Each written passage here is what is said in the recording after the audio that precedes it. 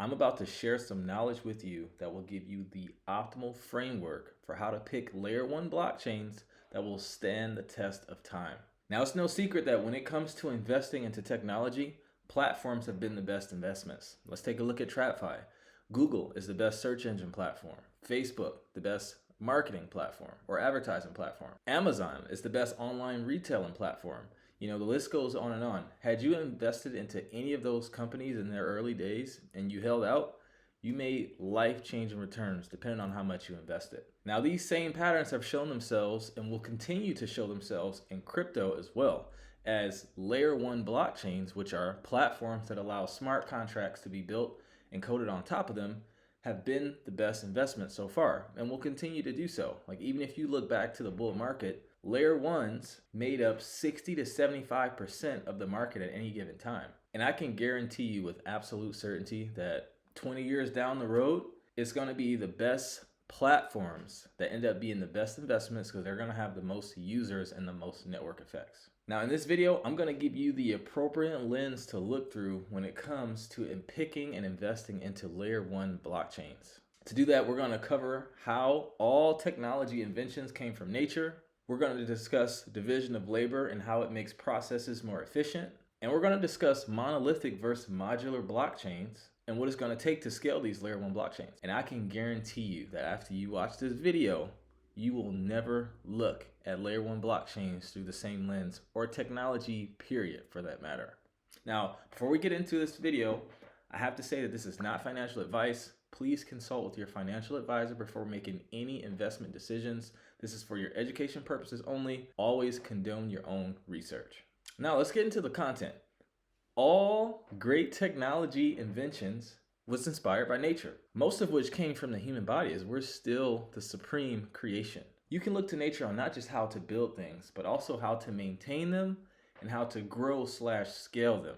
And a quote comes to mind: there is nothing new under the sun. Any process that we've made, any technology we've made, any problem we've solved, the same thing is happening in nature somewhere in the world. Getting back to it, I said that all technology was inspired by nature. This process is called biomimicry. It's a word for it. And biomimicry, as we can see here, is seeking sustainable solutions to human challenges by emulating nature's time-tested patterns and strategies. Now, let me rattle off some inventions that came from the study of biology. And I have my list here, so I'm just going to rattle them off. The inspiration to create planes came from birds. Without their wings, where were we going to come up with the idea for something to fly? Velcro was inspired by the burdock plant. There was a person hiking, I forget how long ago this was. He was hiking and the burdock plants were getting stuck to his clothes. So he thought to himself one day, let me look at this under a microscope. He saw that it had little bitty tiny hooks at a microscopic level that allowed it to hook on soft surfaces such as cotton. So he created the Velcro strap with that in mind. He had the hooks on one side and he had the surface with a bunch of loops on the other side, which allowed the Velcro to attach. Sonar and echolocation came from dolphins. When the Titanic ship sunk, in order to prevent it from happening again, they took the inspiration from dolphins and how they send out a sound to see how far something is, because it will bounce off of something else and that would give it an idea as to how far it was from the object. Suction cups came from octopus tentacles. Light bulbs was inspired by the firefly. Tape was inspired by the gecko. Waterproof glue was inspired by mussels. The needle that we use to give ourselves shots was inspired by the mosquito. The list goes on and on. And if we look at this page, just type in technology inspiration that came from nature. You can see we got this inspiration of the fan from the whale fin, grids from how bees organize their hives. This bullet train, in order to move fast and keep quiet, the inspiration came from the beak from this bird. This jet plane got inspiration from a stingray. This plane got inspiration from a bat. It's so many different things. Even if we look at hieroglyphics, this was, I don't know how many years ago, but they were drawing helicopters, right? Like this is a helicopter. This is a flying object. And then look what's next to it. A bug. Inspiration from nature. Now, the inspiration from blockchains, I'm sure you're not surprised by now, also came from nature. Let's dive into this. This talks about a rapid chain of events that occurred in Bitcoin Cash. So it talks about within this period, the difficulty of Bitcoin Cash adjusted and became lower. New miners swept in to benefit from that lower difficulty. 2016 blocks were mined again. Then the protocol adjusted the difficulty again. This time it increased. And then miners left in response to the higher difficulty. So if we look at this here, difficulty reset is a homeostatic process. So homeostasis is the ability for an organism to self-regulate in order to keep a variable very nearly constant despite changes in the environment. In other words, it's about finding equilibrium. And it says the human body self-regulates temperature through sweat and breath. It regulates blood glucose through insulin, and it regulates cell pH. These are homeostatic processes. And you can look at this chart here. In the case of Bitcoin, difficulty adjustment is a homeostatic mechanism where the system responds to external outputs, average time between blocks, recalibrating itself by adjusting an internal variable, which is difficulty at target. And it says, in fact, it's cyclical homeostasis. Every 2016 blocks, the miners calculate the new difficulty such that the next 2016 blocks will have an average time of 10 minutes each. Okay, let's talk about the second point. Hormesis is a term by toxicologists and biologists. It describes the phenomenon whereby a low dose of a compound or stressor may be beneficial, whereas increasing the dose will bear a toxic or detrimental effect. In other words, too much or too little of something is not good, but there is a hormetic zone where the effect is optimal. One can argue that the amount of hash power in a network responds to hormetic action within the context of a difficulty period. Too little hash power within that period, which is insufficient to meet the set difficulty target efficiently, is bad because it makes the network slow. However, too much hash power is also bad for the system as a whole because the blocks will be mined too quickly, and this will make Bitcoin more inflationary. Like one of the coolest things about Bitcoin is that no matter how much the demand increases, you can't increase the supply based on the difficulty adjustment. So it says the block will be mined too quickly, quicker than the stipulated 10 minutes, without hardly any transactions on them. In other words, miners will leech the system, reaping the block rewards without providing much nominal transaction value, i.e. almost empty blocks. One could say they are parasites. And the third point is algal blooming, opportunistic migration. So an algal bloom is a rapid increase or accumulation in the population of algae in freshwater or marine water systems. Freshwater algal blooms are the result of an excess of nutrients, particularly some phosphates. How does this relate to Bitcoin? Well, Bitcoin miners appeared solely because there was an appropriate environment, low difficulty, and excess of nutrients, block rewards. So basically, the miners would be the algae in this situation. If on the other hand, you take into account that Bitcoin miners temporarily migrated from one environment to another, from the Bitcoin chain to the Bitcoin Cash chain, to feed on a limited resource while it was available, then you might be looking at a migratory phenomenon of opportunistic character. Okay, so now I hope you can see clearly that technology inventions came from nature. Like, as I always say, as it goes in nature, so does it go in technology as well. Now, let's talk about the concept of division of labor. And I know it seems I'm going off topic, but I'm going to tie this into blockchains here in a bit. So to define division of labor, it's the breakdown of work in small and specific tasks for maximum efficiency so that functions can be carried out simultaneously. And the division of labor can be seen pretty much everywhere you look. It's why we have so many jobs in society. So if we look here at this pyramid, you have slaves here, peasants, which sound like slaves, but I guess it's different, craftsmen, merchants, scribes, soldiers. Imagine if everyone had to be a soldier, a scribe, a merchant, a craftsman, a peasant, and a slave, and a pharaoh or a government official. Like, no, people have different skill sets and personalities that make them better for certain things. And to have a properly functioning economy, you want to play people to their strengths, right? You can't have everyone doing everything. It's a quote. You try to be everything to everyone, you'll be nothing to no one. That plays on division of labor. Even if you look at an assembly line, it was Henry Ford's assembly line when he invented it is what brought the cost of cars down, because now they weren't all built by hand by one person. You didn't have one person doing everything. You had an assembly line where a person who knew how to put on the wheels, person who knew how to put on the engine. I'm oversimplifying it, but you get the idea. Now, the division of labor doesn't just apply in our society. It even applies all the way down to a cellular level, to the smallest bit of an organism or life. So let's look at it. I'll link the link of the YouTube video where I got this screenshot. I just didn't feel like putting all these together, so I took it from there, but I will give the credit. So if you look here, division of labor occurs at different levels. So on a cell, work is divided among organelles with different functions. For an organ, work is divided amongst tissues with different function. And for an organ system, work is divided amongst organs with different functions. So let's look at the division of labor when it comes to a cell, okay? So in a cell, the work of keeping the cell alive is divided among different organelles with different functions. So if we look at the amoeba here, you have the nucleus here, which is the control center of the cell. It manages everything. You can think of this as like the CEO. It tells everyone else what to do and manages everyone. You have the vacuole, which stores nutrients and digests food. You have a mitochondria, which is supposed to be like right here, and this helps produce energy. You have the cell membrane, which controls the flow of substances going in and out. And all of these other things, they have their own function that they need to do in order to just keep the cell alive. Now let's look at division of labor from an organ. So the work of digestion is divided among tissues with different function. So we have our smooth muscle tissue, which is responsible for contracting and, grinding up our food. We have the blood that's responsible for sending oxygen to the stomach, et cetera, et cetera. And these have their own functions as well. And then if you look at our organ system, you see division of labor at play again. Like even if you look at our muscles, like our bicep is responsible for pulling, our tricep is responsible for pushing, just like our back. Our toes are supposed to help us walk, our hands help us grab things. We have veins that's responsible for moving blood around. Our heart pumps blood throughout our body. Our brain sends signals to our body and it allows it to move. Everywhere you look within the human body, every system, circulatory, endocrine, skeletal, muscular, doesn't matter, you see the division of labor at play.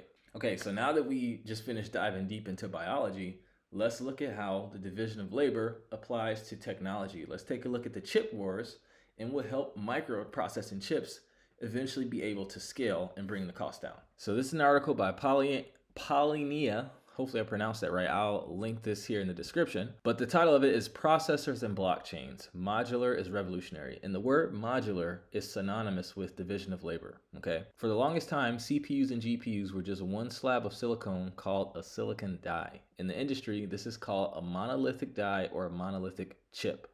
And the word monolithic means it's the opposite of division of labor. It's one thing doing everything, okay? So you see this big black box here. This was the monolithic chip where this one black thing did everything, okay? So let's read here. In 2019, Intel's fastest CPU was the Xeon Platinum, a 28-core CPU costing a staggering $10,000. AMD released their competitor, a 64-core CPU, costing $4,000 and completely obliterated Intel's very best. It doubled the performance for half the price. That's right, a 4x improvement overnight for an industry where you'd expect a 2x improvement in 18 months at best. So how did AMD pull off this miraculous feat? They modularized the monolithic die.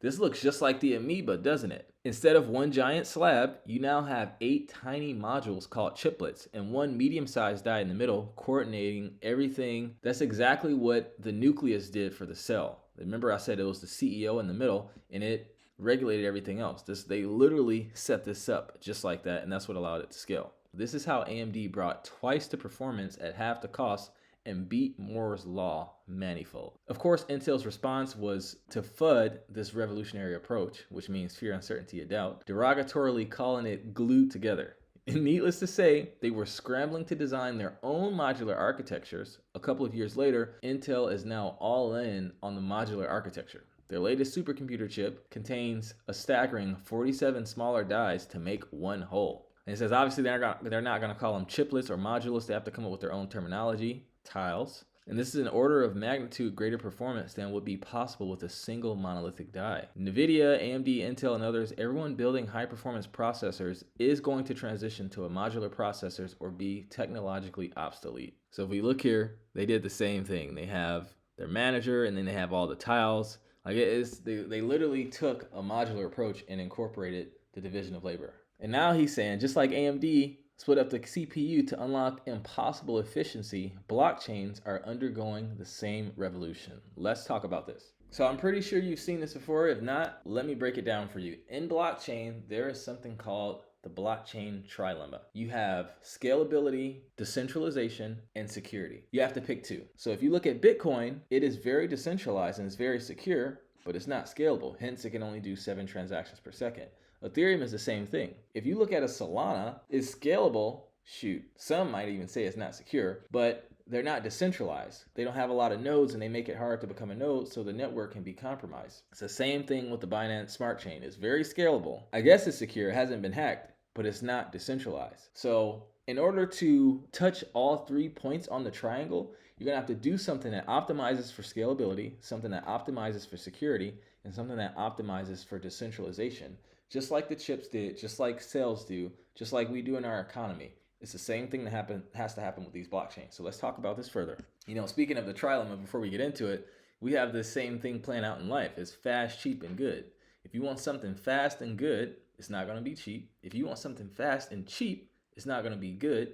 And if you want something good and cheap, it's not going to be fast. Okay, so we have already covered monolithic and modulars, but just to make sure I'm driving the point home, modular is division of labor, specialize in things, having things siloed off so that optimal things or people can do that thing that it's supposed to do, versus monolithic, where it's one thing doing everything and it's becoming less efficient. Okay, we are still very much so in the dial-up stages of blockchain, so we're going to see this process unfold.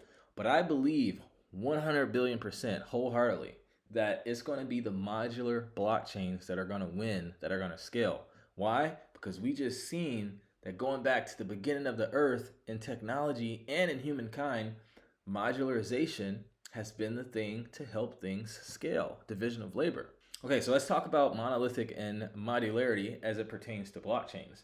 And before I do that, let's break down the 3 layers of a blockchain. You have a consensus layer, a data layer, and an execution layer. Now, what are those 3 things? Consensus is what's true, is how you come to a consensus. So right now with Bitcoin, that's proof of work, and Ethereum just moved to a proof of stake consensus, okay? Data is pretty much stored. It's what happened already on the blockchain, how much space exists in each block. So Bitcoin famously has 1 megabyte of block space. Ethereum has around 16 kilobytes, but the blocks are produced much faster. And execution is finality. It's the computation. So after you see what's true through the consensus mechanism, through execution or finality, now the next block is added to the chain through pure computational power from the computers. Now, right now, all blockchains are still monolithic. You have everything happening on the main layer. So you have execution happening on the layer 1. You have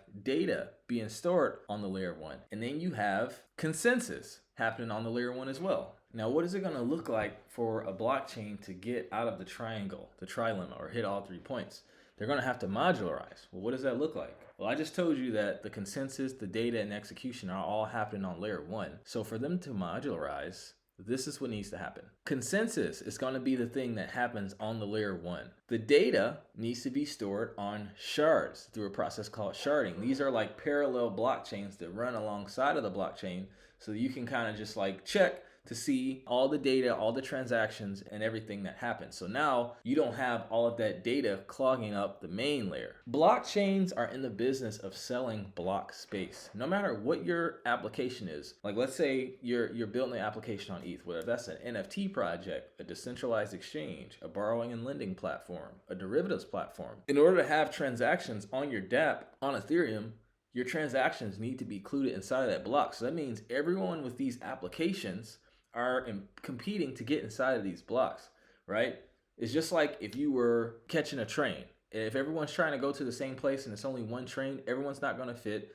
The train is going to become more expensive and it's going to become slower, right? Now, what if there were multiple trains that got you to the same place? That's kind of the idea I'm trying to get at here. And then you want the execution happening on layer 2s, or what are called rollups. So you have optimistic rollups, and then you have ZK rollups, which are zero knowledge proofs, okay? Come on now. Let me explain how rollups work. It's just like when you go to a bar and you open a tab. You don't go to a bar and you buy a drink and you pay and you buy fries and you pay and you buy another drink and you pay and you say drinks on me and then you pay. No, you open up a tab, you order your drinks, you order your food, you order whatever, and then at the end of the night, you close out all of those transactions by making one payment. That's exactly what a rollup does. It rolls up all of the transactions and it submits it to the mainnet or the layer 1 blockchain. You can think of a rollup as a layer 2 running alongside as well, just like shards. These layer 2s don't have to worry about consensus or data availability. It submits multiple transactions into one while compressing it into the smallest packet of data possible. So 1 megabyte on the actual layer 1 blockchain can represent 1 gigabyte on the layer 2. And how does this work? It's just like when you go to compress a folder so you can send in an email. Like if you go try to send like 100 pictures in an email, it's going to say this file is too large. But if you compress it, it makes it smaller so you can send it and then open it up and see everything. That's exactly how our layer 2 works. And I just learned today that a zero knowledge proof, because I'm still learning about this stuff. This stuff is still new. Well, nothing is new under the sun, but it's new when it comes to blockchains. Zero knowledge proofs actually compresses it first, and then it rolls up what's compressed. So it's almost like double compressing. I think that's pretty cool. So I hope you're convinced now that adopting a modular approach is necessary if you want to scale a blockchain without compromising on security, decentralization, and scalability. And to be honest with you, what are some of the blockchains that I think are taking the best approach to modularize how they do things? Ethereum's roadmap is literally them taking a modular approach. I definitely think Ethereum's going to be around in 10, 20, 30, 40, 50 years because they're modularizing their blockchain. Like they're merged to ETH 2.0, that being successful, if that would have happened in the bull market, we would have saw ETH do a 5 or 10x or something crazy, depending on what the market cap was, I guess. I can't really say that.